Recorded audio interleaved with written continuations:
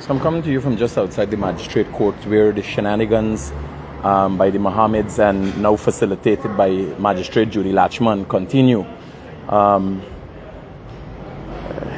The magistrate asked to speak to a doctor that issued a medical to Azadeen Mohammed suggesting that he needed to rest for 12 days. Now this old man we're seeing here, he is sick, he had some heart problem, he think him come true. But the Mohammeds have been able to find a doctor to give a medical. And speaking to the doctor alone, you realize this guy is not completely coherent. Something seemed to be wrong with the doctor. His speech impediment, slurred speech. Either he has a speech impediment or he was under the influence of alcohol when he stood before the magistrate. I'm hoping that we could see the magistrate and I'll ask her a few questions outside of the court, because this thing getting crazy and it seems like it needs crazy attention also. Now, a doctor came and verified that he wrote a medical suggesting that, bear in mind, first thing he did is diagnosed Azadeen Mohammed with dengue fever. That diagnosis was about 11 something. And the test that suggested that he had dengue fever was done maybe an hour after. The results for the test came in an hour after. So you could understand the concerns that the prosecution raised about some red flags. What is obvious and becomes very clear is that the magistrate is entertaining the defense. So let's hear what the defense has to say. Mr. Ford, today Dr. Dilip presented himself to the court. He indicated that Mr. Azadeen Mohammed is unable to attend court because of his medical condition. However, there were a number of red flags raised by the prosecution. Your response to those red flags? Well, the first thing is that this is the most unusual course adopted by the court.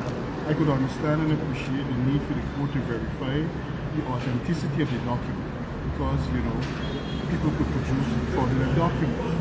But I believe properly in the court of law, having course to the system that we follow, that it ought to have ended on the satisfaction by the court that this was a document in fact prepared by Dr. Dalit, who's a distinguished medical doctor and member of the medical profession. The questions raised by the prosecutor, Glenn Hanneman, are wordless, a complete waste of time, another display of his lack of knowledge of the law and the proper procedures to be adopted. The authorities indicate that what he sought to have investigated by cross-examination without Dr. Dalit going on board is in fact unacceptable. What he cited as red flags is a bunch of nonsense. Right? A doctor in the experience of Dr. Dalit will well be able to determine whether someone is likely to be suffering from a particular ailment and then seek confirmation of it. It happens every time in the legal profession, at least. When it comes to me to explain this story, I analyze it and conclude what should happen long before I initiate the formal steps in relation to whatever is needed by the law. So there's no basis for any red flags. The court paid no attention to even though she permitted them, she paid no attention to the questions raised, to which Dr. Dalit answered positively. I have been very silent on the role of Mr. Hanneman in these proceedings.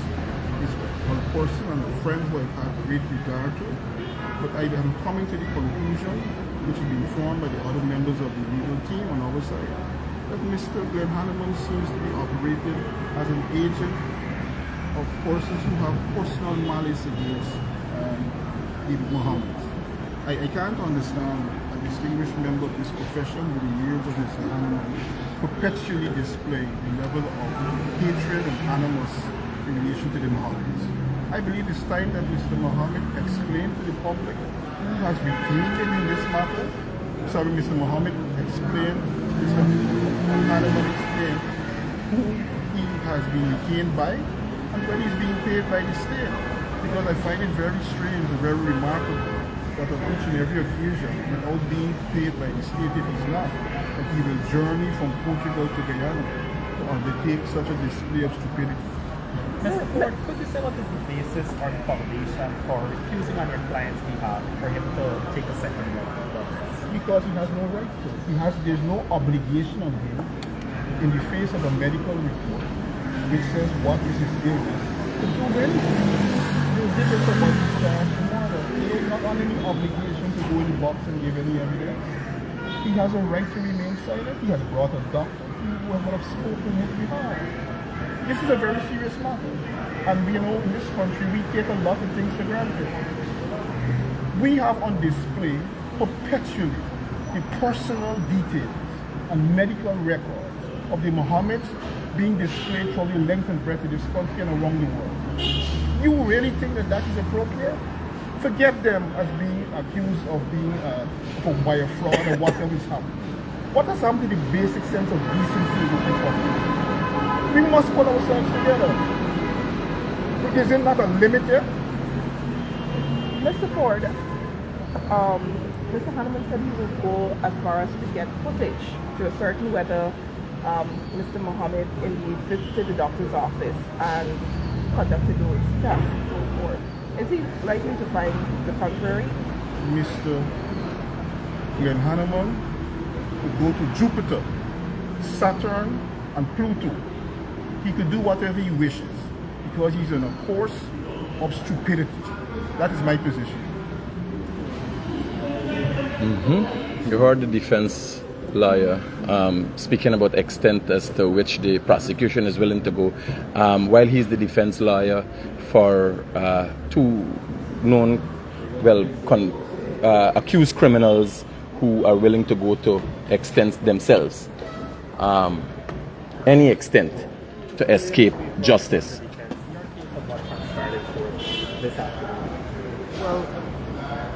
Well, you all know this matter has been going on for some time. It's sad that the defendant is ill.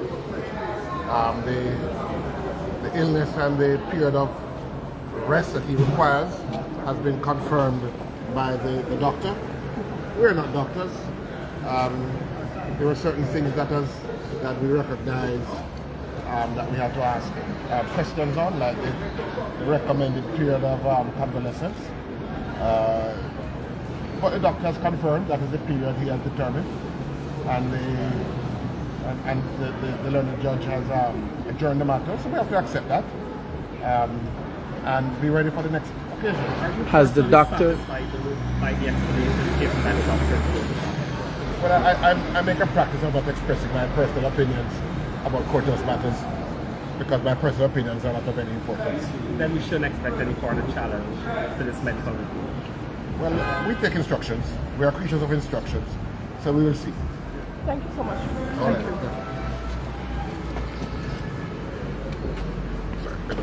Sorry. My colleague has spoken Mr. for the Hanneman, team. but you did highlight some red flags. You spoke about the timing. You spoke about whether the test was really conducted. You spoke about whether he's the doctor he says he is. Address those for us, please. The magistrate obviously was satisfied by many of the answers that the doctor gave. I wasn't, but I mean, it's not my call. I think the things that were raised as red flags were not effectively explained away. I don't see how we could come to a diagnosis without a reference to the blood work, because my understanding is that is how you know that it's dengue, is because of the blood work. He admitted that he came to his diagnosis before the blood work was done. And he did say on his medical that Azudin Mohammed suffers from sickle cell anemia. And that's a serious diagnosis and something that you're born with. Probably means that his parents have it. We've never heard that he suffered from this before. So I had fears that they probably used the blood work from a different patient. That was my fear. And they just put his name and so on it. I would have liked to question the person from the lab. I would have liked to see the books that record the sample numbers and things like that. wasn't allowed. Thank you very much.